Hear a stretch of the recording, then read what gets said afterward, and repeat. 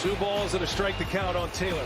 Reyes fires, swinging a drive, deep left field. It's his way back. Welcome on, Chris Taylor.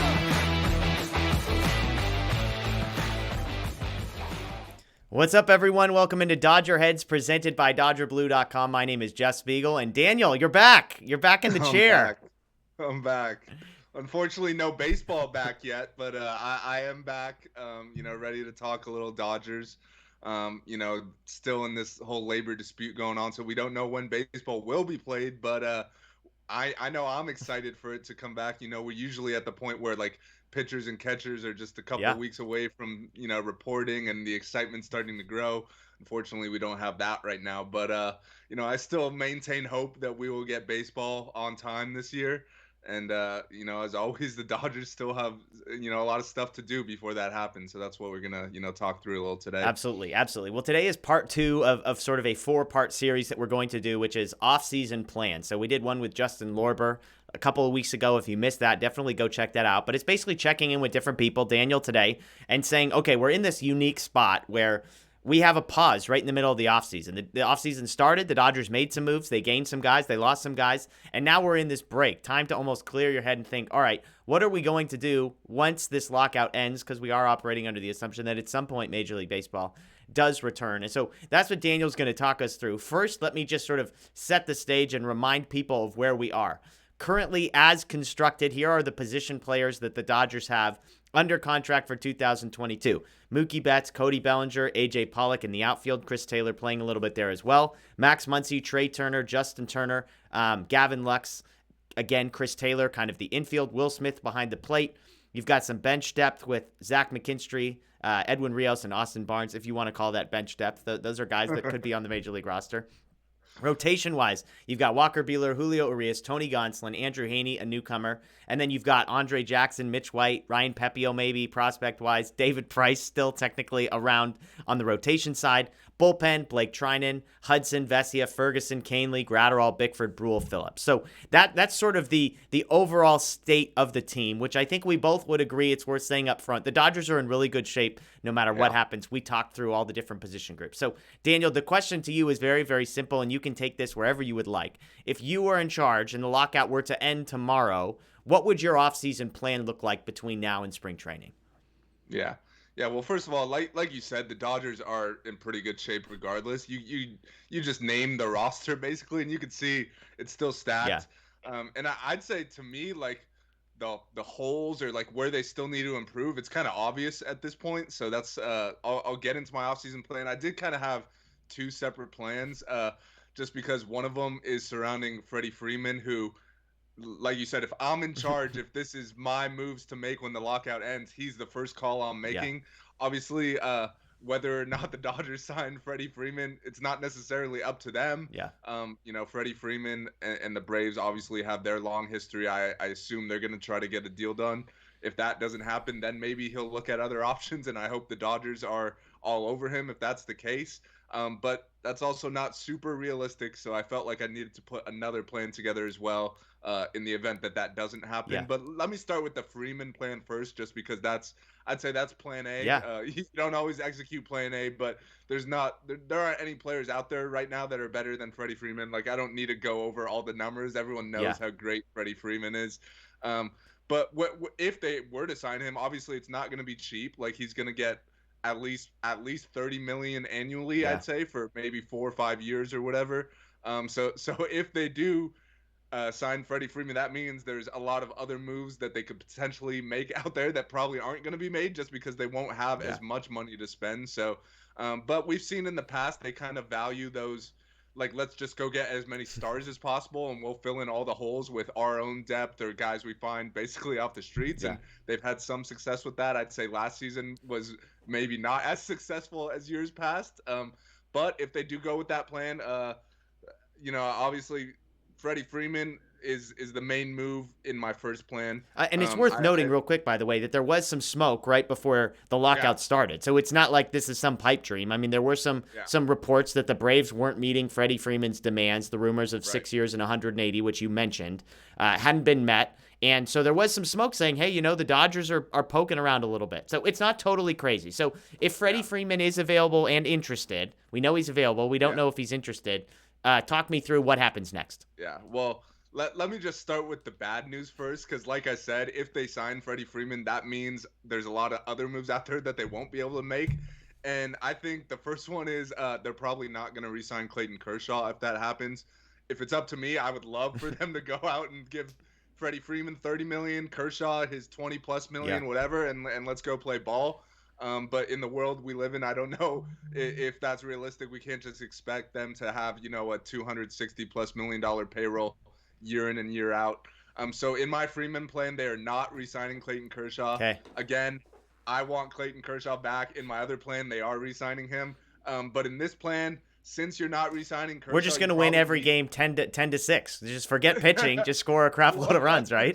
That's what I was about to say. If you're not re-signing Kershaw, you got to address pitching a different way, a more financially smart way, I guess. You can't just go out and spend. So if you are, re-signing Freddie Freeman, I have 2 starting pitching moves. One is, and let me first say I didn't do any trades in this just because I'm not the right person to accurately assess value for these trades. I don't know prospects super well, so I'm not just going to go throwing out trade packages that I have no clue if they're actually, acceptable or not. But so on the free agent market, if they're going after kind of a starting pitcher on the cheaper side, I like Matt Boyd from the Tigers. He was non-tendered.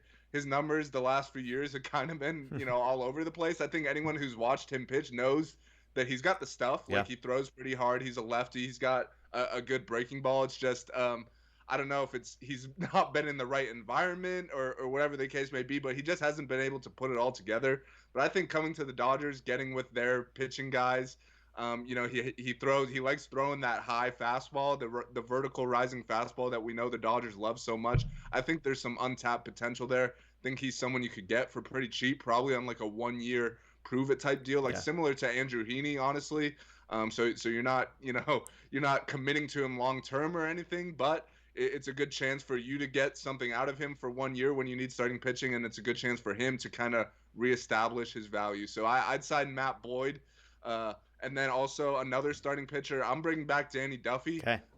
You could get him for super cheap just because it recently came out. I believe it was Andy McCullough who reported it, that he's not expected to be ready until June-ish or around the All-Star break. So you wouldn't have him for the first half of the season, but if that means you could get him for a minimum type of deal and let him rehab with you, and then you get him back around the All-Star break, and then you have him for the second half and the postseason run, which is ultimately what's most important. I think that's worthwhile. We've seen the Dodgers kind of do that with Tommy Kahnle, guys who are injured, and they'll bring them in on either a 1 or 2 year cheap deal, and hopefully get some upside when they're healthy. So that's how I would address the starting pitching. You might need to add one more innings eater type guy, just because there's so much uncertainty surrounding a lot of these guys.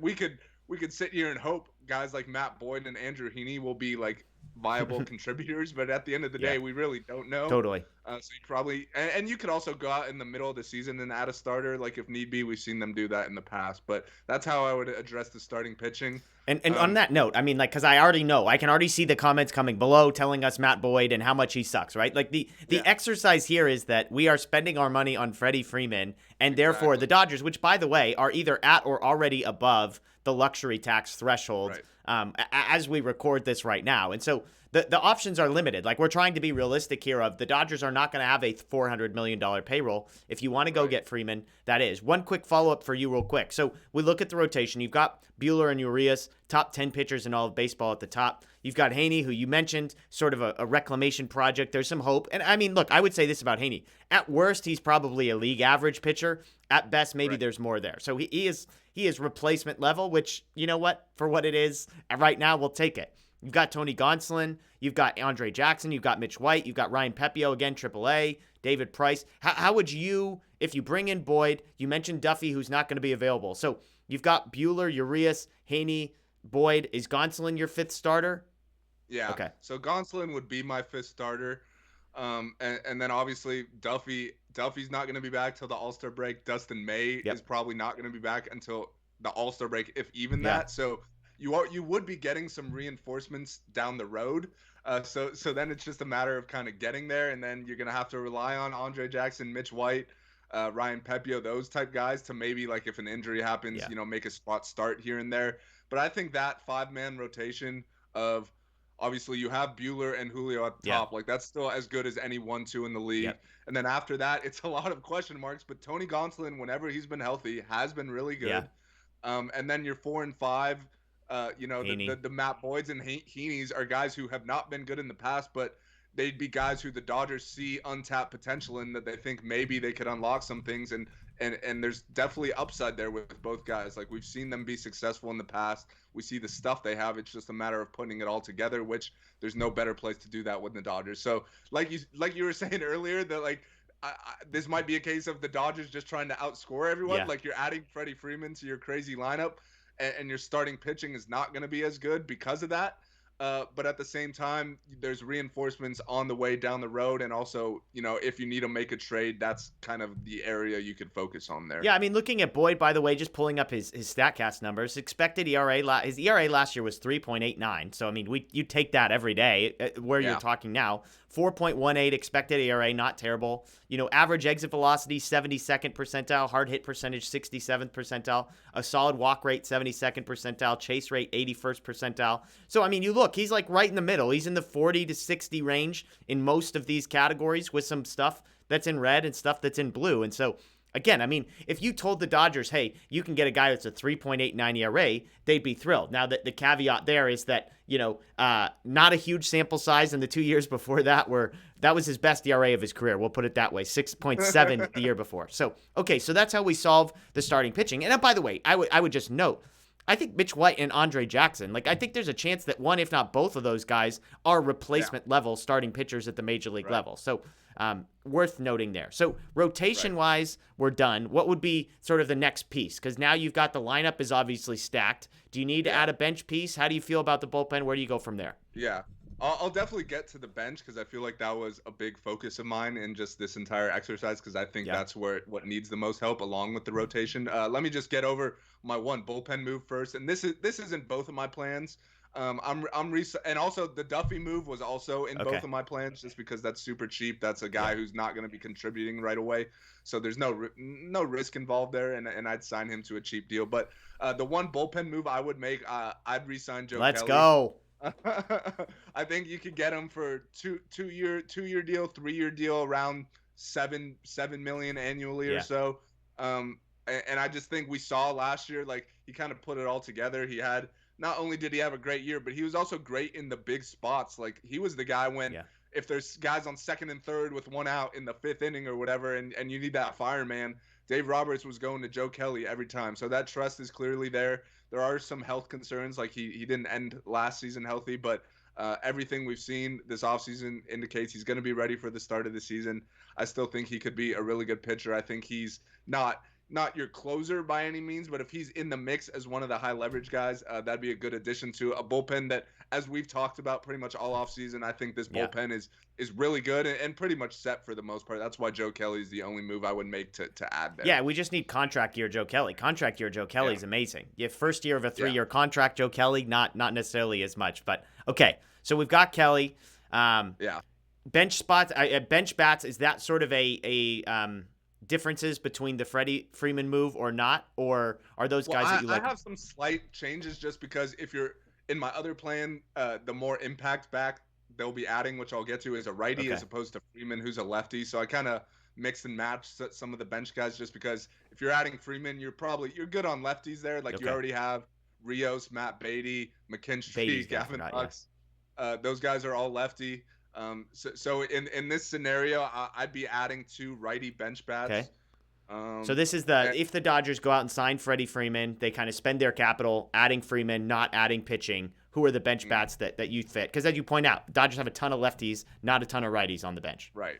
So and as we saw last season, like, you may not think the bench is important, but it kind of is. And especially with the Dodgers, who love to move guys around, double switches, mix and match, platoons and such. It's important to have bench guys you trust. So the first guy I'm adding is Donovan Solano. He could play a couple different positions in the infield. He's a righty, which is the main thing here. He's a hit for average guy. He's not a big swing and miss guy. Not going to hit a ton of home runs, but he's a guy who, if you need to move a runner over, he could get the job done. Like if you need a timely hit, okay. He's been on the Giants the last couple of years, so we've seen it. He's also a guy who's been in the Dodgers organization in the past. Probably not going to get, too big of a deal. I think there's a lot of guys in free agency right now who kind of fill a similar role of like a multi-position, not great, but nice contact sure. bat. So I think he'd be a good addition there. And then the second guy is Matt Duffy, who's another infielder. Just too many Giants on this list here, Daniel. I don't know how I feel about this. I honestly didn't even know he was on the Giants. I know he played for the Cubs last year. A long time ago, he was on the Giants. Long time ago. Okay, my bad. But he's another guy who could play multiple positions, but on the left side of the infield. So he could give Justin Turner a blow at third. He could give Trey Turner a blow at short. He could play a little first if you need. He could even play some outfield. He's another guy who's a contact bat, not really a home run guy. Kind of prioritize that just because I feel like the Dodgers already have a lot of guys who could either hit home runs or strike out a lot. Like if you look at Edwin Rios, Cody Bellinger, all those guys are kind of feast or famine type guys. I feel like we need a little more balance here of contact, not necessarily power guys, but just seeing Tyler Matzik come in the eighth inning or whenever that was and just blow everyone away with fastballs. That has kind of made me shift more towards the contact guys as far as the bench goes. So those are the two guys I would be adding. They're both should be fairly cheap, 1-year deals probably. So you're not really, going too far over your spending budget for either of those guys. Yeah, okay, it makes sense. So let's shift now. So we've got the Freddy Freeman. You call him up and he says no. He goes back to Atlanta for 6 years and $180 million. You're the Dodgers. What do you do in that scenario? The first thing I do in that scenario, as I talked about earlier, you're getting Clayton Kershaw on the phone, seeing what he wants. How can we make this work? I don't think it should be I don't think he's going to demand $30 million or whatever, but if it's $20 million for 2 or 3 years, so be it. That's the face of your franchise. That's a legend right there. We've both talked about this. Neither of us could bear seeing him in another jersey. I think retirement is more acceptable 100%. Just because he's already accomplished so much, and if he wants to go be a family man, more power to him. We'll love him forever. But if he's going to continue playing baseball, we want him in a Dodger uniform. So that's the first call I make. And that also, basically, going back to the other plan, he just replaces Boyd, and your rotation is, a lot better, I'd say. And in this plan, I'm still adding Danny Duffy, so you get him down the road, and everything else is pretty much the same there as far as starting pitching goes, I'd say. Okay, so in that move, Kershaw's the big move. Just out of curiosity, are there other guys besides Kershaw? If the Dodgers were going to spend it and go after maybe one of the best arms, are there any guys up there on that list? Rodon is the guy that some people have mentioned. I was going to say Rodon is really the only other one kind of in that category, whereas they're not top tier frontline starters that are going to cost you $30 million for 5+ years, but they're also way better than all the other the Matt Boyds of the world. Way better than the Matt Boyds of the world. So I'd say Rodon, but he also has a big injury history. He's really only had this last season was really his only really good one, and he also got hurt towards the end of that season. So I'd say I'm not quite as high on Rodon as some others. So I think honestly, if you're not getting either of those two guys, though, you probably will have to go to a trade if you want that high impact ace or number 2 type starter, which I don't think the Dodgers need. I think when you look at the current state of the rotation, it might not be as good as this past year or whatever, but I'd say comparing it to other rotations across baseball, still really good. Yeah, and this has become obvious to anybody watching. We are both under the assumption, by the way, that Trevor Bauer does not pitch for the Dodgers again, so that goes without saying at this point. Okay, so if the Dodgers don't go sign Freddie Freeman, then you look at their lineup as constructed, and basically Gavin Lux is kind of the top guy that you've got off the bench if Chris Taylor is starting, assuming Max Muncy is healthy, yada, yada, yada. We might have a universal DH, in which case Lux is probably starting, and maybe Justin Turner or Max Muncy is a DH. But basically the point being, if Freddie Freeman doesn't come, the bench is a little shallow. You got Matt Beatty, who's been okay. You've got Edwin Rios, who a lot of hope before that last season. His season was cut short, and he wasn't very good before that. Hopefully that was all injury related. So how would you address the bench if you don't go out and add a big bat like Freddie Freeman? So in this scenario, I actually have three bench guys instead of two with the last one, just because Freddie Freeman counts as a position player there. I watched your segment with where you did the same thing with Justin a couple weeks ago, and he had Kyle Schwarber. I just for the sake of being different, I did not include Kyle Schwarber on mine, but I just want to throw it out there that I really like Kyle Schwarber and think he'd be really good with the Dodgers. That guy hits bombs. But in this scenario, I just kind of replaced Kyle Schwarber with another similar type player, and it's someone we know really well, and his name is Jock Peterson. I think part of the reason he left, I think the Dodgers would have been open to keeping him on like a shorter term deal, basically the same deal he got last year. But I think, he straight up said it. He wanted to go out and be a starter somewhere. He wanted to play every day. He didn't want to be a platoon guy. And he went out and did that this year. And I'd say it didn't exactly work out as he had hoped. Like, if you look at the numbers, they're pretty much the same as when he was with the Dodgers. If you look at by the time he was with the Braves, he was back to being a platoon guy anyways. Yeah. So if that's the case, like, I don't know anywhere that's just going to sign Jock Peterson and say, hey, you're our everyday left fielder. You're playing every single day, righties, lefties, no matter what. Right. I just don't think that's going to happen. So I think the Dodgers could get him at a 1-year deal, 2-year deal, whatever the case may be. And I think he might have an option right now. I don't know if the Braves picked it up or not. I don't remember. But if they did, if Jock Peterson is not an option, then I think someone else who is on the Braves that would be a good option is Eddie Rosario. Ugh. Those guys, they'd fill similar roles with the Dodgers. They're kind of platoon bats, guys who could play the outfield, guys who could DH some lefty bats. I think they're both kind of in the same price range, around $10 million or so a year, which is not backbreaking or anything. So I think if the Dodgers could go out and add one of those two guys, then I think that'd be a good add, just because it gives you, the ability to let Chris Taylor play the infield more. Gives you the ability to platoon AJ Pollock if he's not hitting, righties well or whatever. If Cody Bellinger is not having a great year, as was the case last year, you can maybe bench him a little more. So I think either of those two guys, that'd be the first, bench offensive guy I would add in this plan. So quick note on Peterson, just looking it up real quick. He declined his portion of the mutual option with the Braves, which was a $10 million mutual option. So he got a $2.5 million buyout, but he declined his portion. Now, who knows if the Braves would have been willing to, but it's interesting to me because $10 million, now really it's 7.5 because he gets the 2.5 no matter what.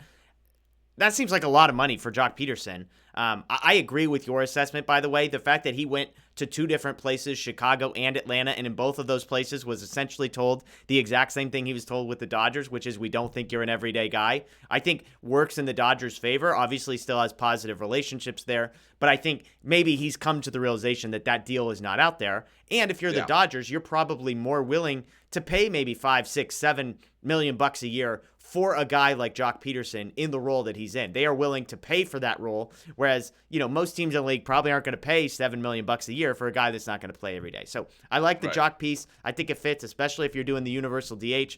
His fielding, we know, is not necessarily a strong point, so that would be a helpful one. So you got Peterson as an option. You've got Rosario as an option. You got one other name on your list. Who's that? Yeah, well, honestly, for the last one, I kind of put together a bunch of, or I shouldn't say a bunch. I have three different names here of guys who I would be fine with them adding, who are all kind of in the same price range of not too expensive. They've been everyday players in the past, but they're realistically more like bench guys now. And they'd be, I just think they'd be good adds, just to strengthen your bench. The three guys I wrote down are, the first one is Brad Miller, who was with the Dodgers in spring training a few years back. A lot of people wanted them to keep him. Since then, he's gone on, played with the Phillies. He's actually pretty good. Like, he had 20 homers last year and pretty limited playing time. He could play a little second base. He could play a little first base. Maybe even some outfield. He could, he's a left-handed bat, so now you're adding another lefty in that scenario, which means you're probably trading away Matt Beatty in this case. Like, I just don't see where he would have a role if you're adding a guy like Brad Miller, who's kind of, a similar player. Better version of Beatty. Just a bit, just a better version.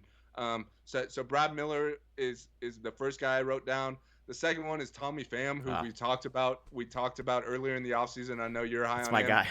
Uh, he's another guy who's like a high contact guy, doesn't strike out a ton, not going to hit a ton of home runs, but he could play a couple different outfield spots. He's a veteran, so I think he'd be a good add. And then the last one is Josh Harrison, who could play all over the field. He might be a little too expensive for this. He's coming off a pretty good year. We know the Dodgers love versatility. I feel like they've been linked to Josh Harrison basically every trade deadline of the last few years. Yeah.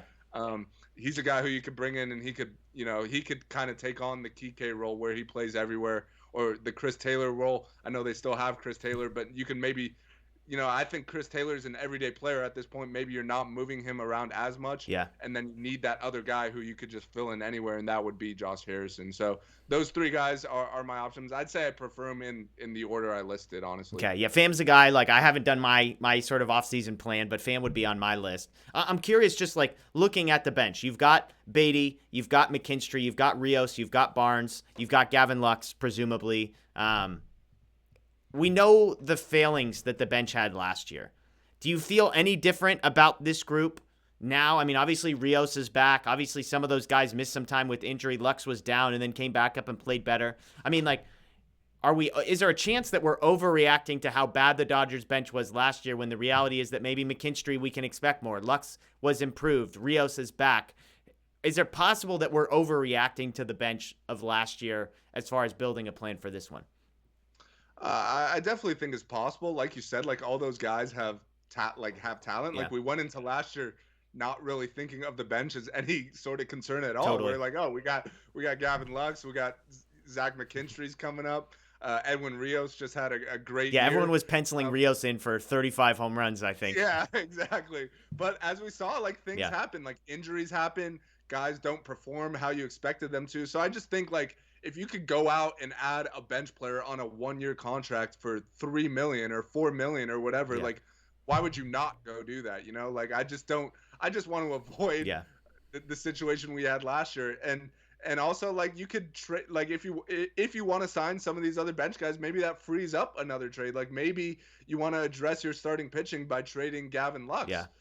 Who still has, I mean, a lot of trade value, I'd say. Like, I know he hasn't performed as well as everyone had hoped, but he was still one of the top prospects in all of baseball like a year ago. Yeah. So I don't think he has no trade value. So I just think the more depth you have, the better. It helps you prepare for injuries. It helps you, prepare for potential trades that if you need to address other needs. So I just think if you could get these guys for cheap on 1-year deals, kind of like why not do it? Like if Matt Beatty doesn't have a spot on the roster, then so be it, Yeah. Yeah, it's interesting too because the other piece of this just logistically is the 40-man roster is currently full. And one of the decisions they made is when they were looking at the Rule 5 draft and who to protect, they ended up protecting a number of guys, and a bunch of those guys aren't players believed to be ready to play in the major leagues this year. And so, again, going back to the reality of what we're dealing with, you can sign Freddy Freeman, but then don't go planning on signing Kershaw and Rodon as well, right? Like with bench bats, I think that's interesting. It seems to me, and I agree with everything you just said, by the way, like they need to fill out the bench. I would not go into the season with this group and say, hey, it's going to be a whole lot different than last year. 1 or 2 injuries to that group, and all of a sudden you're in shambles again. Without, by the way, the Luke Rayleighs of the world, the DJ Peters of the world, who you actually felt good about. I mean, guess James Outman's maybe a guy that's sort of the one prospect in that tier. Right. But it seems like, by the way they protected in the Rule 5, that maybe they're just sort of going to roll the dice and say we'd rather protect these guys long term and take our chances with Beatty and Rios and McKinstry at some point figuring it out. Of course, the alternative is maybe trading some of those guys and saying, hey, if Beatty doesn't work out, if McKinstry doesn't work out, well, we'll bet on, Yorby Vivas and sort of keeping him on the 40-man roster, and we'll just ship Beatty out of town, or we'll DFA Zach McKinstry or whatever, because if they're not going to make it this year, then what are we keeping them around for? So I think the bench is a fascinating one, and as you look at offseason storylines once this thing reboots, it'll be really interesting. I think it's going to be very telling what they believe about Matt Beatty and Zach McKinstry and Edwin Rios, those 3 guys maybe in particular. Yeah. What do we believe about them if they go out and sign 2 or 3 of the guys you mentioned? Yeah. I'd be worried. I'd be worried about my real estate situation if I was Matt Beatty.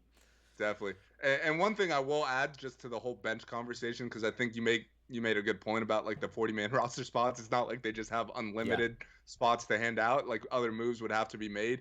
I think one other option, and I didn't really do too much research on this, so I don't have like names, but you could always add like bench guys like on minor league contracts with invites to spring training, guys who they're either veterans who are just looking for a place to play at this point in their career, or maybe some younger guys who haven't exactly panned out in other places. But I definitely think there's, you just need to bring in some competition and some guys who like, hey, if I bring this guy in on a minor league deal and he rakes in spring training, well, at least now we have another option, for the bench if all these other guys we're counting on don't, produce the way we're hoping. So I think that's how I mentioned Brad Miller. Like that's what the Dodgers, that's how they brought him in a couple years ago.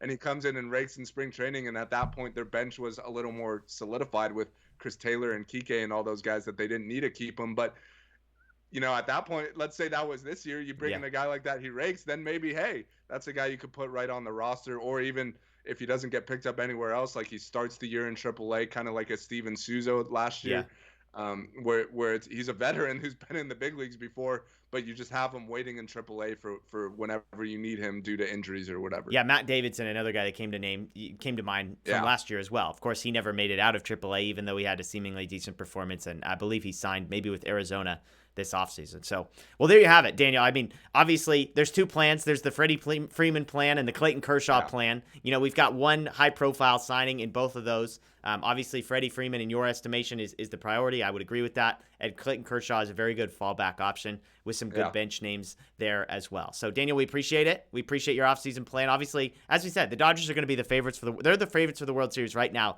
before any of these moves happen. Definitely. So keep that in mind. That's Daniel Starkand. My name's Jeff Spiegel. We appreciate you watching Dodger Heads presented by DodgerBlue.com. Check out us on social media, DodgerBlue1958 everywhere. And please, please, please subscribe. Ring the notification bell here on YouTube. We appreciate you joining us. We'll see you next time.